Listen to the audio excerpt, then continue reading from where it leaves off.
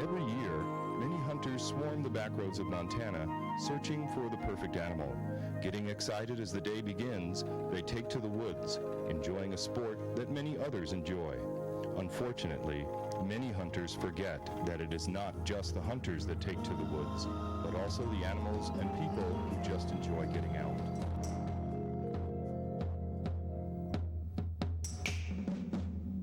These days, hunters are destroying our native forests, not only leaving behind their trash and bullet casings, but also leaving a destructive mark for generations to come. The careless habits of many hunters ruins the enjoyment for those who care and obey the laws.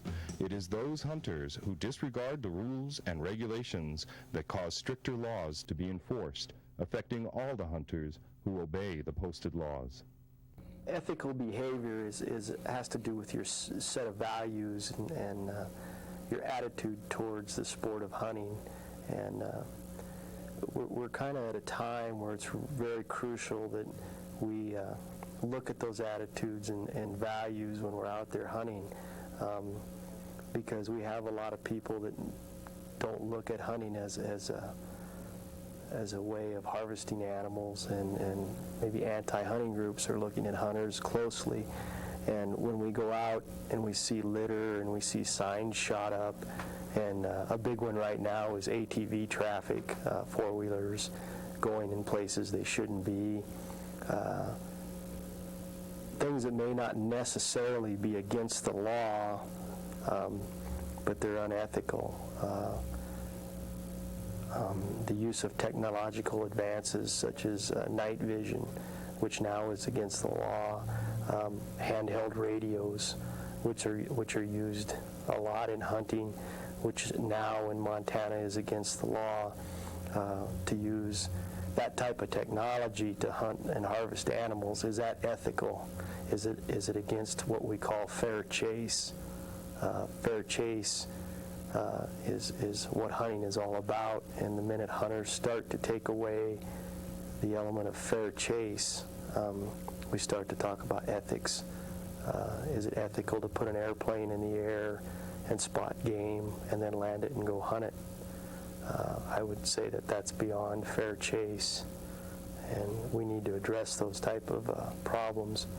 If we don't police our own ranks as hunters, all that will happen is more legislation and more laws that will make it more restricted for everybody else that likes to do it and play by the laws and the rules.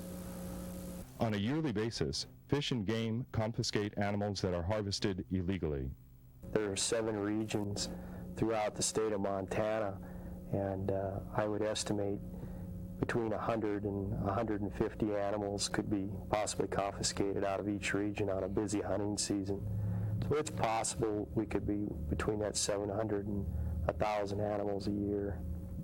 Just a few years ago, legislature in Montana mandated that the animals be donated to like the food bank, Montana Food Bank systems, or other charitable organizations. So the animals that we do confiscate are given away donations to these groups. And they're very happy to get them. They go to needy people that really need the meat. Today, Fish and Game officers conduct decoy operations in certain areas as a method to catch the hunters who covertly violate the law. Similar to wildlife is basically a stuffed deer, say, or a stuffed animal that's a full body mount, and it simulates a live animal, and we set them up because we have problems in certain areas with people shooting before hours or after hours, so we'll set up a couple hours before or after shooting hours, and if people come by and their headlights shine on them, some people stop and shoot them when it's illegal, and some people stop, look, and keep on driving. We usually just don't set them up random. It usually comes from knowledge of talking to other hunters or from violations that have been turned in certain areas. We also use our simulated decoys on, say, if we get some information that some guy is doing some spotlighting at night in a certain area, we can set it up in that field and hope he comes by, and so we can target certain individuals that are violating the law. There's a wide variety between elk, deer, bear. We have all sorts of different simulations that we do run. The most common violation would be a license or a tagging violation, where the animal was either not tagged, improperly tagged, or another tagging violation that happens a lot is the use of somebody else's license for an animal that they didn't shoot. It's a very common violation in Montana. On average, it's about 1 in every 6 vehicles that stops, we get a violation. That doesn't mean we sometimes go through 20 vehicles and you won't get a single violator, but then the next time you might get 5 out of 6 or something like that. So on average, between 1 in 6 to 1 in 10. As these hunters violate laws, younger and inexperienced hunters model their behaviors, causing more danger than ever. Some hunters fail to recognize that what they think might be reasonable and prudent, others may think as violating the law. These behaviors, in turn, contribute to the ongoing controversial issue of hunters and hunting ethics. What can we do to help decrease the number of hunting violations that occur each year? Montana has a toll-free hotline for reporting hunting violations. This hotline is designed to get the information needed to pinpoint and apprehend any and all perpetrators. If you or anyone you know suspect a hunter violating the law, please call 1-800-TIP-MONT, 1-800-TIP-MONT. This hotline is available for use 24 hours a day, year-round.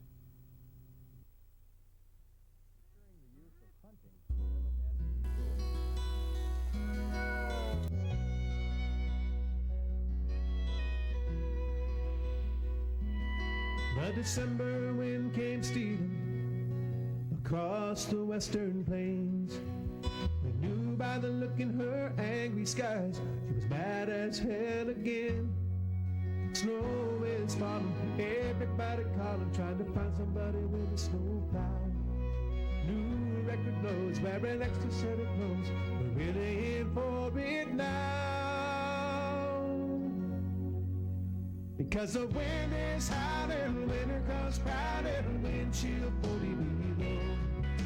A winter storm warning, blizzard by the morning, another 2 feet of snow. And it's so cold, they're calling it the big deep freeze.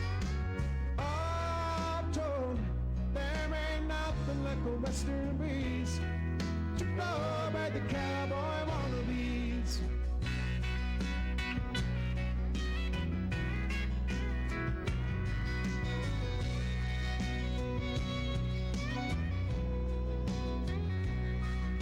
The West has a way of showing sand, we find what you're made of. And winter is her way of testing those who want to win her love. And all those bad rear enders and fender benders, the tourists play bumper cars. Shovel up the gables, where's the jumper cables? Wave goodbye to the movie stars. Because the wind is howling, winter comes crowding, wind chill 40 below. A winter storm warning, blizzard by the morning, another 4 feet of snow. And it's so cold, they're calling it the big deep freeze. And all told, there ain't nothing like a western breeze to blow by the cowboy wannabes.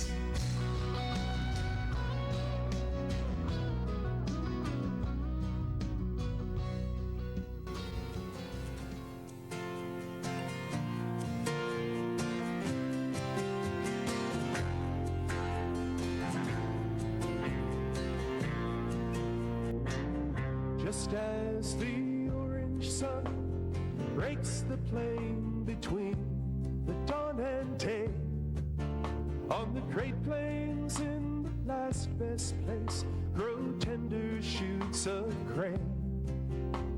The children of 1,000 years are rising once again to hunt and fish and harvest what the sun on earth will send.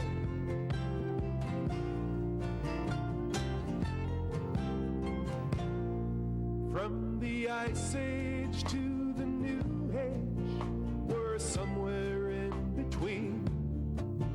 We were skin-clad, silent hunters, but now we're living proof of trees. The only separation is time, the future hearts to find. In the last best place in the universe, the last best place on earth. The sunloom of creation has spun our heart a home. Its layers intertwined with love. The earth cannot be home. From the basins of the big sky, through her womb, her rivers run. We're